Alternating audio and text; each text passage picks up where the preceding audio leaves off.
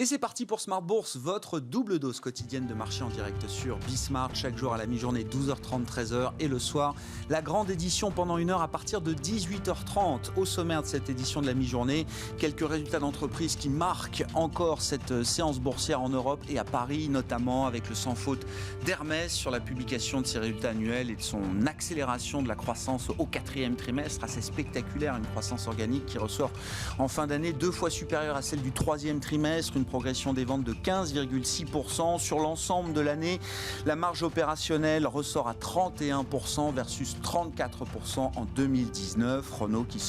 Hermès, qui signe la plus forte hausse du CAC 40. Je vais un peu vite en besogne parce que le sort que le marché a réservé à Renault aujourd'hui est bien différent de celui d'Hermès. Hermès est au plus haut historique et Renault baisse sur la publication de ses résultats avec évidemment une année très compliquée, une perte annuelle historique de 8 milliards d'euros pour le groupe Renault. Et puis on notera également le cas Danone sous les feux de l'actualité avec la pression des activistes qui se renforce. Le management ne communique pas d'évolution à venir sur la gouvernance. Le PDG Emmanuel Faber s'est simplement dit heureux de pouvoir renouer le dialogue avec des actionnaires. Donc on verra ce qu'il en ressort. L'année a été un peu compliquée pour Danone. On est sur une année de baisse des ventes d'1,5%. Danone qui promet un retour progressif à la croissance cette année avec une stabilisation de la marge opérationnelle. D'autres rendez-vous sont prévus sur les sujets mis en avant par les fonds activistes avec notamment une journée investisseur le 25 mars prochain qui sera sans doute très suivi. Le titre Danone progresse après la publication de ses résultats. C'est un jour d'échéance sur les marchés, échéance mensuelle avec l'expiration des contrats futurs sur le CAC 40 tout à l'heure à 16h. On fera le bilan ce soir avec nos invités. Chaque troisième vendredi du mois, Jean-Luc Cussac, Romain Dobré et Philippe Béchade sont avec nous en plateau. Ce sera à suivre à partir de 18h30. Et puis dans un instant, comme chaque vendredi à la mi-journée, on parle de vos finances, le sujet des finances personnelles avec deux invités, le responsable mondial des produits et du marketing stratégique de BNP Paribas Asset Management et Stéphane Van Nuffel, cofondateur de netinvestissement.fr. Le sujet, c'est les alternatives aux fonds euros avec une initiative qui marque l'industrie, une initiative signée BNP Paribas Asset Management qui lance ces derniers jours un nouveau produit, Harmony Prime. On en parle dans un instant.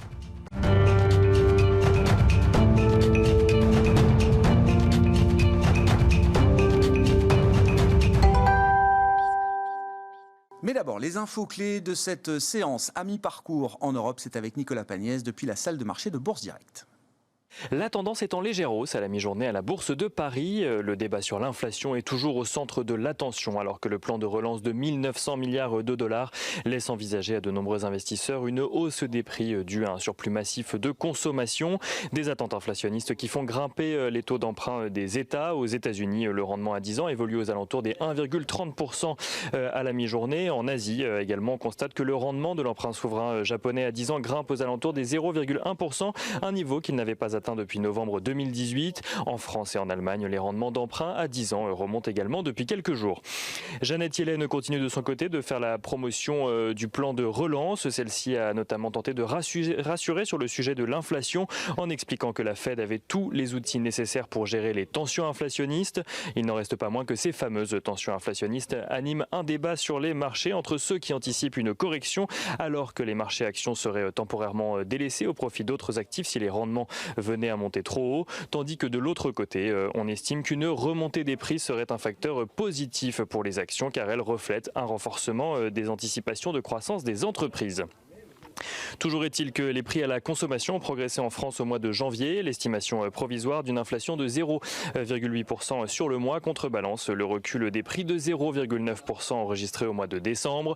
En France, toujours, l'activité dans le secteur privé s'est contractée en janvier avec un PMI composite qui passe de 47,7 points en janvier à 45,2 points en février. Une contraction donc de janvier à février.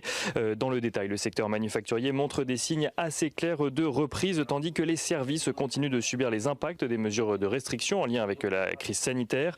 Un décalage similaire en zone euro où l'activité manufacturière permet même à l'indice composite de gagner 0,3 points pour se hisser à 48,1 au mois de février. Donc, du côté des valeurs à présent, Renault accuse une perte nette de 8 milliards d'euros en 2020, un recul en lien direct avec la baisse de ses ventes à cause de la pandémie, mais aussi à cause des difficultés connues par son partenaire Nissan. Le groupe a cependant observé un net rebond au second semestre. Le titre Renault signe cependant la plus forte baisse du CAC 40 à la mi-journée. Hermès annonce de son côté une accélération de ses ventes au 4e trimestre, portée notamment par le continent asiatique, qui a permis de compenser les baisses enregistrées en Europe notamment. Le chiffre d'affaires du 4e trimestre progresse d'un peu plus de 15% pour Hermès. Le titre prend d'ailleurs la tête du CAC 40 à la mi-journée et a même dépassé brièvement ce matin la barre des 1000 euros. Danone annonce un chiffre d'affaires en recul de 1,5% à données comparables et une marge en recul de 14%. Le groupe s'attend à un premier trimestre encore difficile, mais vise un retour à la croissance de son activité dès le second trimestre. Danone qui doit notamment faire face également aux vives critiques de deux de ses actionnaires, les fonds Bluebell Capital et Artisan Partners, qui remettent en cause la stratégie du groupe.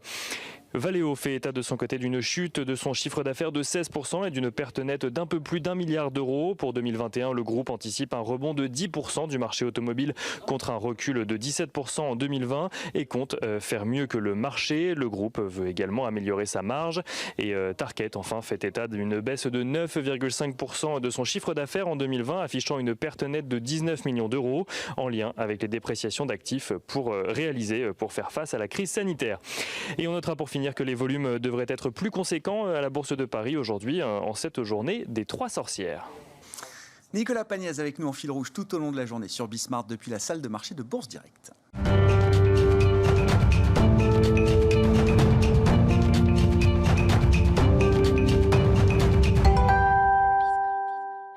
Les finances personnelles à l'honneur chaque vendredi à la mi-journée dans Smart Bourse. On parle de l'épargne des Français, comment transformer votre épargne de précaution dans un monde où les actifs sans risque ne rapportent plus rien. Je crois qu'il n'est pas nécessaire de le rappeler. On va en parler avec Pierre Moulin, le responsable monde des produits et du marketing stratégique de BNP Paribas Asset Management qui est avec nous en plateau. Pierre, bonjour et bienvenue. Bonjour Grégoire. Et à vos côtés, Stéphane Van Nuffel, cofondateur de netinvestissement.fr. Bonjour Stéphane, merci d'être là. Pierre, vous lancez BNP Paribas Asset Management lance donc un nouveau produit qui s'appelle Harmony Prime. On va en parler. L'innovation, le côté disruptif de ce produit, c'est qu'il allie des actifs cotés et du non coté, avec une promesse, une espérance de rendement supérieur à ce qu'on peut trouver aujourd'hui sur les fonds généraux, sur le fonds euro, qui représente encore une grande masse du stock de l'épargne des Français sur la partie assurance vie. On va rentrer dans le détail du produit, mais j'aimerais que vous nous racontiez la genèse, la démarche qui a abouti à la création de ce produit. Je trouve que c'est très intéressant de le raconter parce que j'imagine que les épargnants ont peut-être aujourd'hui le besoin d'un risque-rendement un peu différent de ce qui prévalait précédemment. Tout à fait, merci Grégoire, c'était une très bonne introduction pour parler d'Harmony Prime. Harmony Prime, c'est né d'une demande en 2019, dans un contexte fin 2019, dans un contexte où les taux, on en parlait à l'instant, les taux français sont passés sous la barre, les taux longs du zéro, donc du rendement positif. Et donc, on voit bien qu'avec ce contexte-là, les fonds en euros, les livrets, avaient des rendements qui allaient être sous pression et probablement durablement. Avec le recul, c'est une prévision qui s'est confirmée puisque ça ne vous a pas échappé que les endettements souverains ont augmenté avec la crise. Et donc, même s'il y a des hauts et des bas, les taux sont attendus pour rester longtemps à des niveaux faibles. Et donc, une épargne sans risque, effectivement, qui rapporte peu et qui rapportera probablement peu dans les années qui viennent.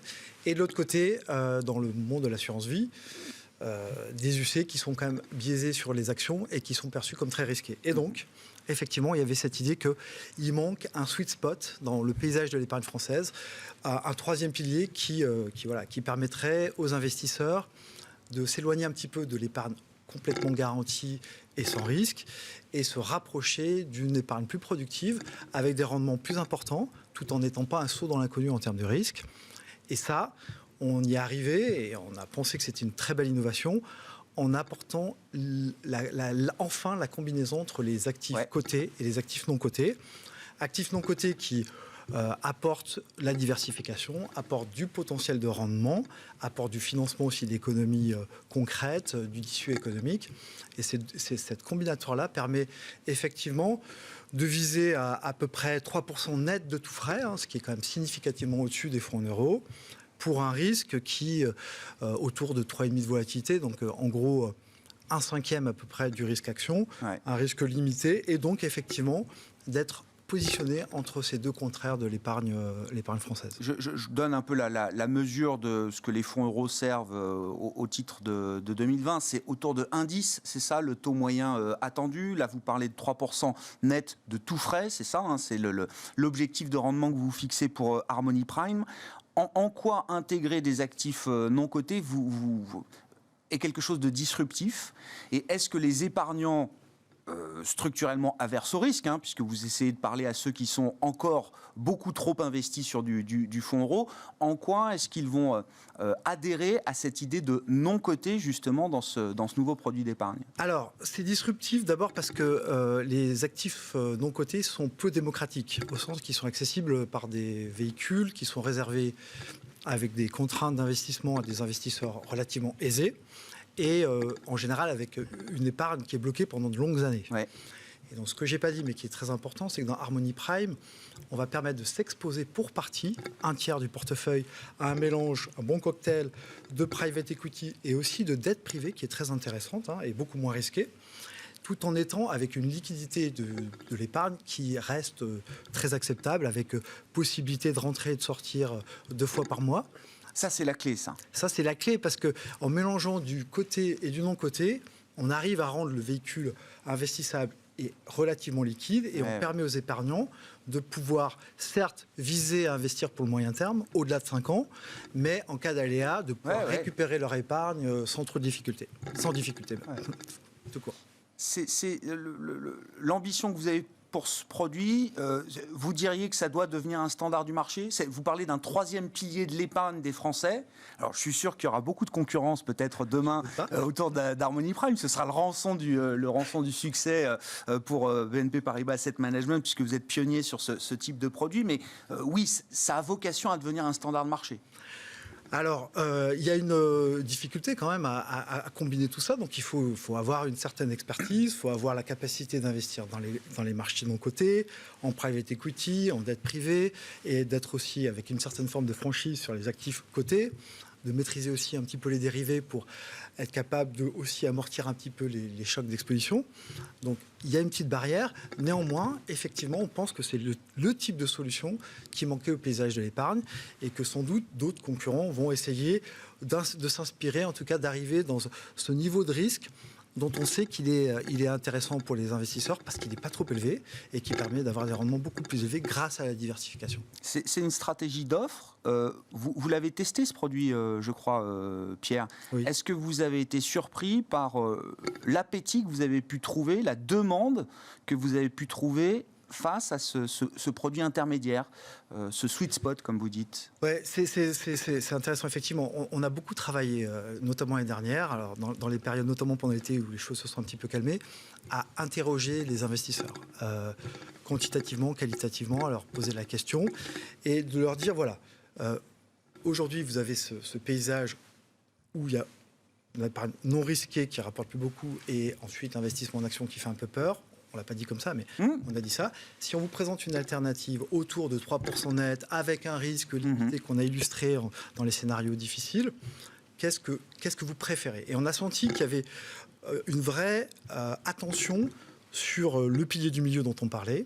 Et quand on leur posait la question, si vous deviez allouer votre épargne entre ces 3 possibilités, on a quasiment la moitié des allocations qui se fait sur l'équivalent du spot Harmony Prime. Donc, on pense, oui, qu'il y a un vrai besoin. Le marché est demandeur de ça.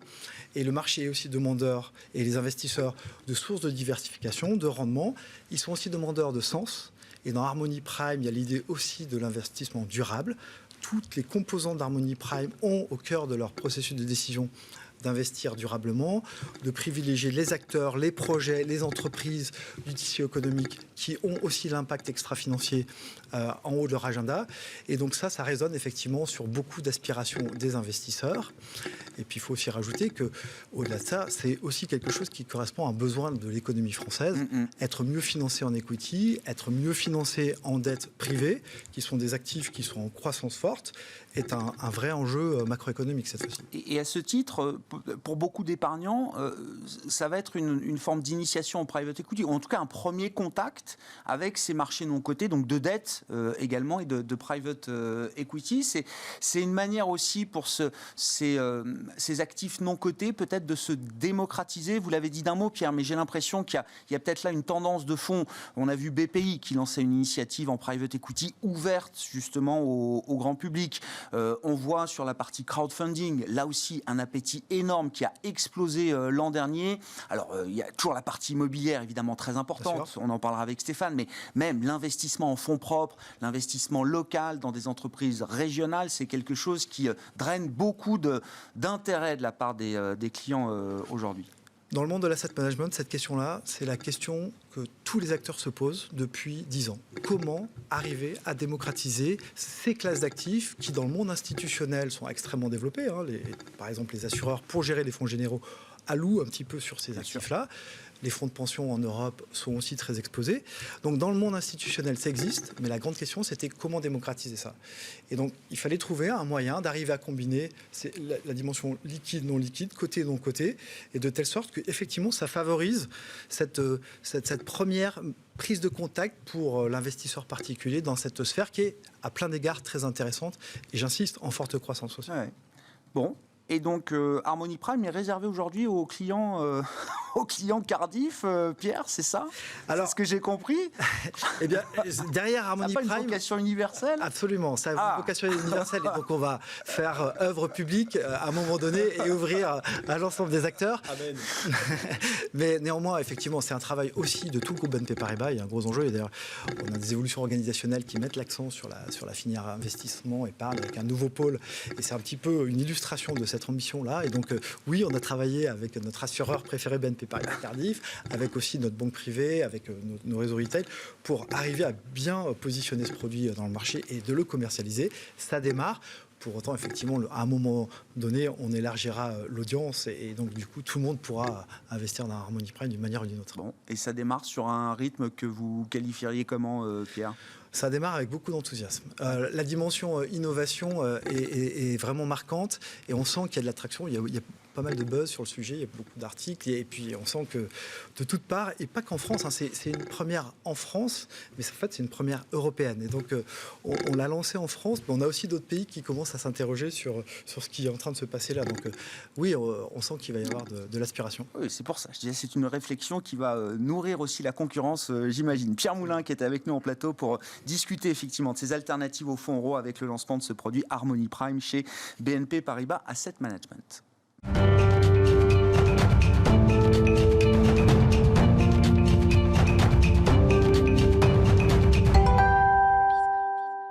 On poursuit bien sûr la discussion avec Stéphane Van Nuffel, je le rappelle, qui est à nos côtés en plateau également, cofondateur de netinvestissement.fr.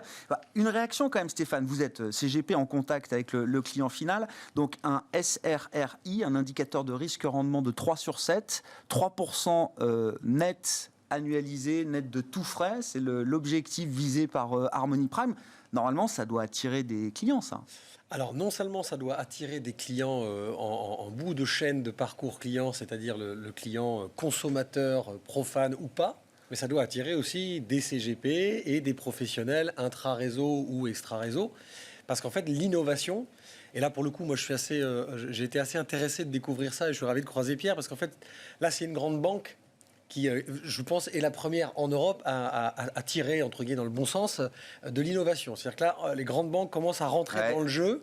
Alors, moi, j'ai créé, en fait... On leur a suffisamment reproché de ne pas être assez innovante, c'est ça, pour saluer le fait qu'une grande banque si je suis honnête avec un peu d'innovation dans ses produits. Si je suis très honnête avec moi-même... Pierre Moulin est toujours à mes côtés en plateau, je le précise. Je le dis sous son contrôle, mais je veux dire, pour être très honnête, moi, j'ai créé une marketplace de solutions de placement. Donc, on a, nous, notre méthodologie intellectuelle innovée. Donc ça m'allait très bien que les grands réseaux n'innovent pas trop non plus. Vous voyez, à un moment donné. Bon, là, ils innovent sur la partie produit. Donc là, ça m'intéresse fortement parce que j'imagine bien que pendant un temps, ça va être réservé au réseau du groupe BNP, ce qui est logique. Et ensuite, si ça s'ouvre vers d'autres distributeurs, on pourra très bien en faire partie, puisque nous, on travaille en architecture ouverte, et c'est très bien. Ce qui est intéressant, c'est la partie innovante, quelle qu'elle soit, à partir du moment où on prend un constat dans un portefeuille d'un client lambda, qu'il soit détenteur d'un assurance vie de 10 000 euros comme de 300 000 euros, il doit avoir droit à la même pertinence intellectuelle des gens qui font de la recherche en assets. Voilà. Et c'est ça qui est hyper intéressant, c'est parce que, évidemment, l'ère du fonds euro, qui nous a tous, et c'est notre génération, finalement très entourée et finalement mal formée à la réalité de la vie, puisque c'est une spécificité hexagonale. Évidemment, aujourd'hui, où on se rend compte qu'il n'y a plus d'intérêt de rendement sur ça, on est obligé, nous, consommateurs de produits financiers, conseillers de produits financiers, fournisseurs de produits financiers, d'aller chercher autre chose. Bon, et c'est très intéressant parce que moi, j'attache beaucoup d'importance à la notion du risque. Et Grégoire, vous avez utilisé des termes tout à l'heure. Il y a une notion de garantie. Le fonds euro, et c'est une garantie. C'est pas sans risque ou contre le risque, c'est garantie. C'est une notion légale hyper importante. Ça engage évidemment celui qui tamponne. Enfin, si vous avez une garantie du groupe BNP Paribas, normalement, elle est vraiment solide. Bon, ensuite, il y a la notion de sécuriser, très importante, ce qui veut dire que déjà le niveau de risque est plus élevé, mais il reste très maîtrisé. On est en dessous de 3 sur 7, évidemment, sur l'échelle SSRI. Et ensuite, vous avez la notion de risquer. Mais risquer, ça ne veut pas dire forcément qu'on va avoir un accident aussi. Non. Donc, ces démarches-là, d'aller vers du private equity, vers de la dette privée, qui sont des gros mots dans nos formations classiques financières, ne le sont pas tant que ça dans la réalité si on montre aux clients réellement ce qui se cache derrière le type de produit. Et donc, Pierre a très bien fait. Voilà. Ça fait des années qu'on parle de la baisse des rendements. Enfin, en tout cas, depuis 2-3 ans, effectivement, la baisse des rendements du fonds euro est assez visible. Là, oui. Est-ce que la prise de conscience est massive aujourd'hui? Et est-ce que le logiciel de l'épargnant a changé? Celui qui veut garder une épargne de précaution, est-ce qu'il est quand même prêt à aller chercher un couple rendement-risque un peu différent aujourd'hui, évidemment. Alors sans aller jusqu'à l'extrême. Donc on parlait des UC, biaisés par les actions. On met de l'immobilier aussi dans les UC, si je ne dis pas de bêtises. Et sans aller évidemment jusqu'au Bitcoin, qui est peut-être sur l'échelle du risque le maximum qu'on puisse atteindre. Et oui et non. Tout dépend de la façon dont vous faites le Bitcoin. Aujourd'hui, vous avez des offres de Bitcoin tout à fait structurées, reconnues auprès de l'AMF, franco-française. C'est pour rassurer tout le monde, qui pourrait très bien rassurer. En fait, le vrai sujet, nous on l'a constaté d'abord depuis 3-4 ans sur Net Investissement, parce que quand vous faites de l'architecture ouverte et que vous êtes une marketplace, finalement vous captez des clients qui sont des clients qui se promènent, qui ne sont pas captés par des grands réseaux et qui sont des clients de la nouvelle consommation. Et moi je pense qu'ils vont devenir, c'est le modèle de mon entreprise donc je le défends, de plus en plus nombreux, certes, je pense que les banques en sont parfaitement conscientes, mais déjà ce sont des clients nomades, sont en appétence. Ils sont en appétence. Donc évidemment, pour vous répondre, dans la majorité de mes clients, nous ça fait un petit bout de temps qu'on est à 50-50, grand maximum sur tous nos contrats d'assurance vie, quasiment. Ça ne veut pas dire que les 50% d'exposition sont des trucs fonds alternatifs malaisiens. Non, pas du tout. On est sur des choses tout à fait cohérentes et des mixtes très intéressants. Et puis, la période du Covid, du confinement, l'écroulement boursier, qui est un écroulement boursier non pas systémique mais juste sanitaire, a fait qu'il y a des gens qui sont arrivés sur les marchés, et vous le savez bien, il y a eu beaucoup plus de gens qui sont venus, entre guillemets, boursicotés, qu'il n'y en avait avant. Donc, pour répondre à votre question, je pense que oui, les Français sont prêts et tous les acteurs se mettent en marche pour leur offrir cette offre qui leur manquait. Concrètement, qu'est-ce qui marche là dans ce que vous observez justement de la demande de vos clients, dans les produits que vous pouvez offrir? On parlait du non-coté aussi avec Pierre. Est-ce que là aussi, vous sentez qu'il y a une appétence de plus en plus forte? Est-ce que l'épargnant français comprend aujourd'hui un peu mieux la logique du private equity ou du non-coté au sens large? Alors, ce qui est intéressant par rapport à ce que vous disiez tout à l'heure, nous, ça fait à peu près 4-5 ans on travaille beaucoup, alors évidemment sur la SCPI qui était une grosse alternative en direct ou au travers de contrats d'assurance vie. Et puis petit à petit, parce qu'on s'y est intéressé nous au niveau du comité de sélection chez Net Investissement, au private equity dont le sous-jacent est immobilier. Mais ça reste du private equity. Ça veut dire que la première couche, et c'est pour ça que l'immobilier, je pense, en private equity a fait du bien, que le crowdfunding immobilier se passe beaucoup mieux et beaucoup plus fluide que le crowdfunding qu'on va dire plus capitalistique, capital risque normal dans une entreprise de n'importe quelle autre activité. Ce qui était très intéressant avec l'immobilier, c'est que les Français aimant l'immobilier, le trouvant solide, palpable, tangible, enfin tout ce que vous voulez, ils étaient prêts à finalement prendre le risque du private equity, investir en capital d'une entreprise sur la classe d'actifs, dont la classe d'actifs est simplement de gérer ou de construire ou de revaloriser des biens immobiliers, ce qui est exactement la même chose que de prendre un risque en investissant dans une entreprise qui va faire du pétrolier ou de la logistique, etc., etc. Mais au départ, cette culture très latine, elle est passée par ça. Et on le voit, nous, aujourd'hui, évidemment, effet Covid, avec le sens, l'ISR, le SG, le bio, etc., etc. Les gens, aujourd'hui, maintenant, se tournent sur le même mécanisme du private equity, mais ils le font aussi sur la bourse classique, vers du capital risque, on va dire, plus classique, c'est-à-dire investir dans des entreprises qui veulent changer les modes de distribution, les modes de consommation, les modes de vie, la santé, etc. etc. Donc il y a une vraie appétence. Et moi qui fais depuis plusieurs années beaucoup de pédagogie, en tout cas j'essaye d'expliquer aux gens que finalement ça ne vous fait pas prendre plus le risque d'avoir un accident que de prendre un risque dans un investissement. En fait, c'est la notion d'incertitude qui est importante. Donc, on revient toujours à la même chose. C'est pas parce que c'est de l'immobilier que vous avez zéro risque. Vous pouvez très bien acheter une croûte. Ça arrive très bien en immobilier direct, tout le temps, avec des vis, etc., qu'on vous aura caché. Enfin, des choses invraisemblables, ça peut arriver à tout le monde. Et à l'inverse, vous pouvez très bien investir dans des petites PME, pas forcément des startups Facebook, Amazon, dans des petites PME qui vont très bien fonctionner, etc., dont vous aurez en plus la connaissance de l'équipe dirigeante, etc., etc. Et c'est là où je pense que des produits cotés, non cotés, sont hyper intéressants parce qu'il y aura toujours du côté savoir-faire des banquiers. Et puis dans le non coté, que ce soit la dette ou que ce soit le private equity, il y a forcément à ce moment-là des gérants qui descendent encore plus dans les boîtes, qui soulèvent les capots et qui connaissent les équipes, qui se promènent sur les chaînes de distribution, de construction, etc. Et moi, je trouve ça extrêmement rassurant parce que quand on sait ce qu'on fait, je saute en parachute, je sais ce que je fais normalement, donc je dois savoir que je prends un risque. Pour autant, le pourcentage d'accidents en parachute est extrêmement faible, alors que je prends un risque incroyable. Donc, prendre un risque, Grégoire, c'est pas avoir un accident, je le redis une fois de plus. Sur la partie non cotée, Pierre, je rappelle, vous êtes toujours avec nous en plateau, Pierre Moulin, responsable monde des produits du marketing stratégique de BNP Paribas AM. Sur la partie non cotée, c'est piloté directement par les gérants de BNP Paribas Asset Management. Vous passez par des fonds hors BNP peut-être également C'est là où on va se retrouver avec Stéphane, parce que la réalité est différente selon qu'on parle du private equity et de la dette privée. Sur le private equity, on est en architecture ouverte, donc on investit dans des fonds de la place européens pour la plupart. Et donc on a une équipe, une filiale qui s'appelle BNP Paribas Capital Partners, dont c'est la spécialité que de faire cette sélection et donc d'offrir les opportunités à Harmony Prime.